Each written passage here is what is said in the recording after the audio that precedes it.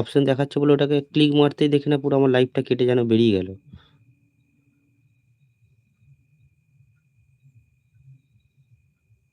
আমি তো বুঝতেই পারিনি তখন এসছিল। তারপরে যখন টপ ফ্যানে গেলাম, যাওয়ার পরে সবার নিচে দেখলাম প্রিয়াপর্ণা সাপোর্ট আইডি বলে করা আছে 13 নম্বর, যেটা তুমি দেখতে পাচ্ছ নাকি দেখো, 13 নম্বরে আছে সাপোর্ট আইডি, ওই ছবিটা আছে।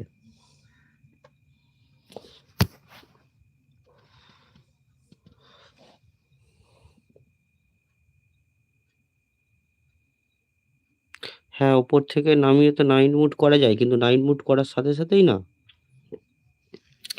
আমার সেই পুরো ইউটিউব এমনি চলে যায়, মানে এই লাইভটাই চলে গেছে, লাইভ আর দেখতে পাইনি।